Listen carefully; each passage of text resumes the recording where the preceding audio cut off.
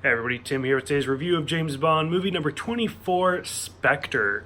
So this was a really built up movie because, we haven't seen Spectre since like 1969. I think it was Her Majesty's Secret Service was the last time we officially saw them, not counting like the little subplot where he drops them down the chute and all that nonsense. Because of just different lawsuits and writing and different people saying copyright, they weren't allowed to use Spectre, they weren't allowed to use Blofeld or do anything like that for years. And finally, it came to this point, 2015, and they were allowed to do it again. And it kind of fell apart. Like, Daniel Craig just has this pattern where Casino Royale is great, Quantum not so much, Skyfall is amazing, and then Spectre just kind of fell right into the ground. I think because they wanted to do so much and make it so big, whereas the whole like Daniel Craig era has been successful because it's been so tight and so like compact with what it's trying to do. And finally, they're like, hey, we can do whatever the fuck we want. Let's go for it. And you can just kind of tell. So I don't really have that many notes because there's a lot of interesting scenes, but nothing's really like jumped out at me. And like the first half of this is just so slow. I did like the whole voodoo opening. It's very reminiscent of Roger Moore's first movie. So I did kind of like that. The building collapsing was kind of a cool technique or film set, whatever. Finally, when we see the Spectre ring, that along with the whole opening song sequence was actually done pretty well. And the first time I saw it, I was like, oh, this is going to be really good. This is going to be exciting.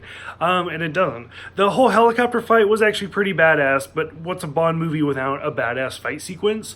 Ralph Fiennes returns as M, who I'm not 100% sold on yet. Like, he was okay in Skyfall, but for whatever reason, he just doesn't have that Judi Dench quality. So I'm not sold quite yet.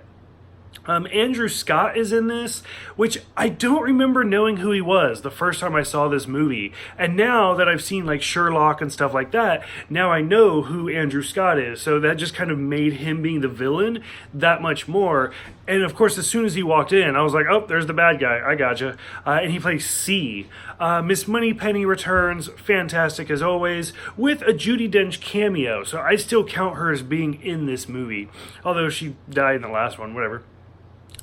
Here's where the foreshadow kind of starts to fall apart. I'm a big person when it comes to foreshadow, and like where we see the picture of like Bond and his dad and somebody else with the burned face off, like you can clearly tell something's going on. And I remember sitting in the theater in the back of my head, like, please don't make Blofeld be his brother. Like, just don't do that. And sure enough, that's the big twist. So they instantly started losing me. Now, when they brought Daniel Craig on as Bond, they changed a lot of stuff. And it was actually really successful. You can reboot a franchise and make good decisions and bad decisions. Personally, making Blofeld be the evil brother completely lost me. Like, I didn't like it. I didn't want it. Like, at this point, it's more of them making fun of Austin Powers than Austin Powers being a joke of James Bond, to be honest with you, because in like the third movie where Austin and Dr. Evil are brothers, like I couldn't handle it. I didn't like it. Ben Whishaw makes his second appearance as Q. Fantastic. I do like where Bond's like talking to him and he's like 24 hours without coverage. I meant 48 hours without coverage. Like, stuff like that was kind of great. 009's Aston Martin. What's a Bond movie without Aston Martin? When we finally see Blofeld, it's actually a pretty good scene where he like kind of comes out and they like pull his chair and they move the microphone closer because he can't be bothered to move for himself. And it's just a silhouette, and it's very reminiscent of those early like Blofeld James Bond movies where you never see him and like the curtains just perfectly down to his shoulder line. Like, that was actually pretty well done. If they had done this whole movie that way, I actually would have been pretty okay with it. But sure enough, he knows James and calls him out. And then when he turns and you see his face in the light, I was like, okay, so they're just going to say, hey, look, here's Blofeld right here. And I don't know. Here's Christoph Waltz. I lost the actor's name for a second, and it just didn't work for me. Like, I would rather have been that mystery figure. Dave Bautista is amazing. Like, I never thought he'd be that great of an actor, and then sure enough, going through like Guardians of the Galaxy and just other stuff that he's been in, he's really kind of showing his acting ability, and like him like digging his thumbnails in the guy's eyes.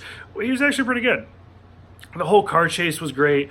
We realized the Pale King is Mr. White, and this is the third time Mr. White's been in the movies, which I do believe this is now the record for like a villain played by the same actor throughout Bond. No actor's been in 3 movies, so that's kind of cool.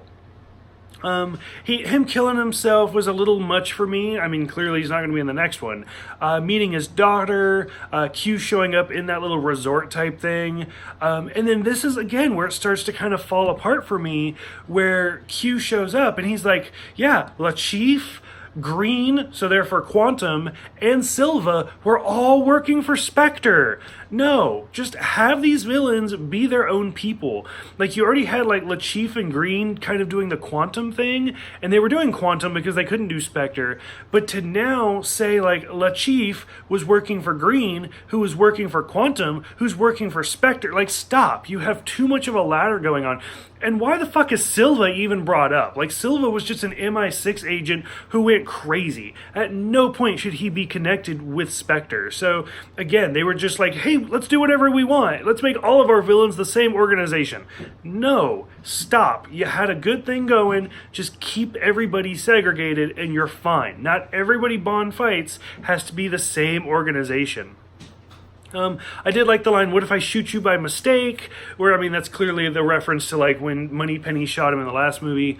Let's see, the train fight with Bautista was great. Christopher Waltz finally names that he is Blofeld, and that Franz, whatever his other name was actually the maiden name. And this is where the big twist is that everybody saw coming by this point in the movie theater. It was not a surprise to anybody. Was that Bond's parents were killed. He was adopted by this other guy who had a better relationship, and so Franz was jealous and killed his own parents to get back at Bond. So they're like foster brothers.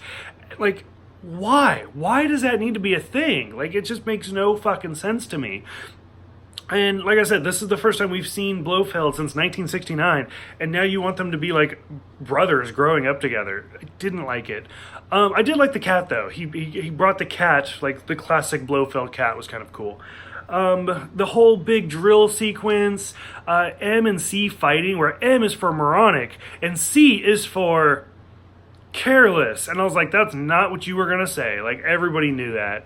Blofeld gets the scar, which, I mean, they're kind of going towards that direction, but still, like, the fact that they have history now just ruined kind of the whole thing for me. C dying is not a surprise to anybody, and then sure enough, like, the whole helicopter crash.